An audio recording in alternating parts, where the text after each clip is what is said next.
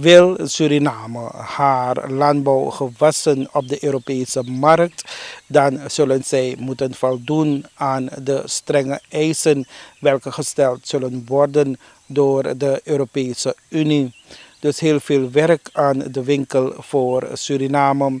We spraken hierover met parlementariër, tevens landbouwer Mahinder Jogi, die als volgt reageert. Wanneer de minister van LVV, de huidige minister van LVV, de heer Parmisser, in staat zal zijn om zaken welke geordend en gerealiseerd moeten worden op het ministerie van LVV, dat binnen enkele maanden te realiseren, dan moeten we heel blij zijn. Maar ik denk dat het optimisme is van de minister, zonder dat de minister in zijn beschouwing en benadering meeneemt de financieel-economische situatie in het land, waarin zijn regering, de regering Bouterse 1 en 2, dit land heeft gebracht.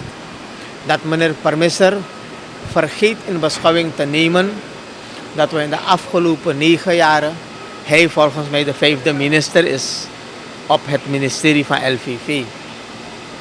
En dat de problemen in de sector zich hebben opgehoopt. En er zijn genoeg problemen zijn die inderdaad om aandacht en oplossing vragen.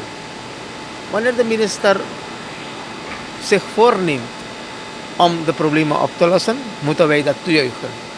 Maar de vraag is dan direct, hoe realistisch is de minister in zijn voornemen en in zijn streven, mede gelet op zaken die ik dat net heb aangegeven met betrekking tot de discontinuïteit van beleid op het ministerie van LVV, met betrekking tot de enorme verwaarlozing in al haar facetten in de agrarische sector, maar ook met betrekking tot de financiële onmogelijkheden waarin de regering dit land heeft gestuurd en ook het ministerie van LVV.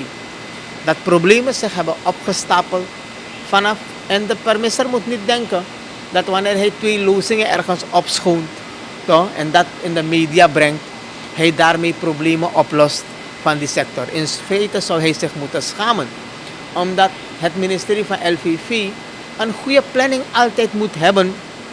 Een planning dat aangeeft hoe men volgend maand en hoe men volgend jaar en hoe men volgend seizoen zal gaan werken aan de aanpak van droge en natte infrastructuur om te voorkomen dat boeren bij extreme weersomstandigheden, grote lange droge periodes of grote lange natte periodes minimaal verlies gaan lijden en eventueel hoe dat gecompenseerd zal worden.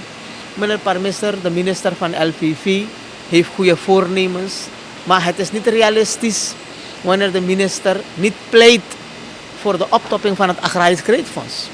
Het is niet realistisch wanneer de minister niet pleit voor de rijstboeren van Nikeri. Praten is goed, maar praten moet een doel hebben. En het doel van praten en het doel van nemen van voornemens en hebben van voornemens moet resultaatgericht zijn. Niet alleen de inspanning is belangrijk. Voor mij is het resultaat belangrijk. U kunt zich als minister van LVV inspannen om dingen te doen, maar voor mij telt het resultaat.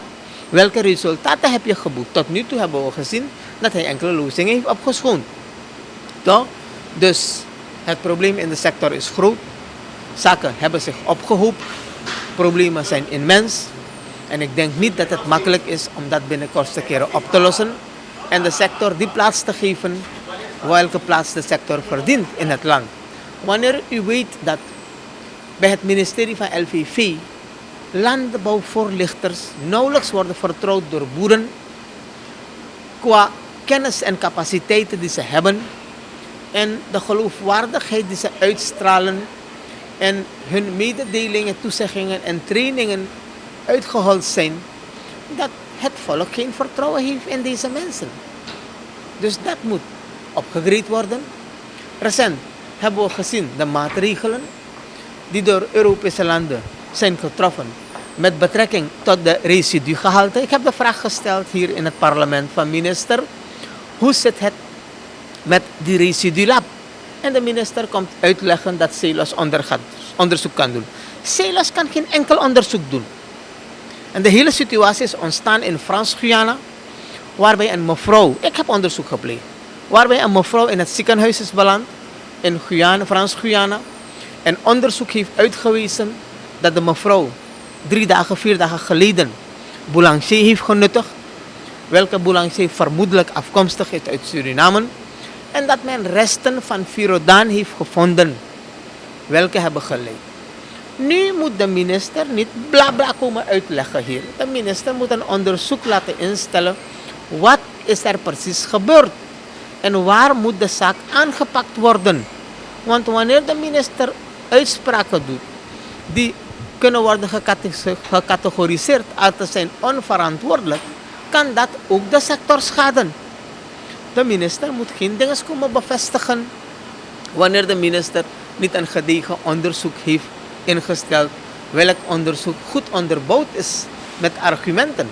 De minister heeft een grote verantwoordelijkheid met betrekking tot het agrarisch gebeuren in het land. Hij is minister van LVV, primair verantwoordelijk, dus hij moet het goed doen. Ik denk niet dat hij slechte bedoelingen heeft, maar hij heeft weinig ervaring in de sector. Hij is ooit kind geweest van een rijstboer, maar dat is 50, 60 jaar geleden. Toch? Dus hij moet niet denken dat hij dan de wetenschap, zoals hij de landbouw noemt, in pacht heeft om inderdaad beleid te kunnen maken, welke op een wijze uitstraalt dat het draagvlak vindt in die samenleving, maar dat ook op een wijze uitstraalt welke resultaten oplevert voor die agrarische kolom in het land. Wij van Trishul hebben gisteren een vraaggesprek gehad met de gewezen minister van de LVV, Suresh Algu. En de gewezen minister geeft aan, niet vanaf 2016 was het bekend, maar vanaf 2014 dat deze maatregelen zouden komen. Toen hebben we hem nog de vraag gesteld, waarom heeft hij er niets aan gedaan? Toen heeft hij aangehaald dat tijdens zijn periode hij bezig was met GAP, met SAMAP en de Residuulab allemaal. Maar dat er een stukje discontinuïteit is geweest van beleid. Vandaar dat we nu hierin zijn beland. Dat zegt u ook? Ik zeg dat ook. Ik heb u toch gezegd dat we in de afgelopen 9 jaren, een paar ministers is volgens mij de 6e of de 5e minister, discontinuïteit van beleid. Geen eenduidige visie van de regering met betrekking tot de richting waarin die agrarische ontwikkeling moet komen. Toch? Geen eenduidige beleid en geen eenduidige argumenten hoe men moet implementeren datgene wat internationaal van ons wordt gevraagd. De manpower en de capaciteit in huis. Elke minister die dan komt zitten, heeft een eigen agenda, heeft een eigen planning.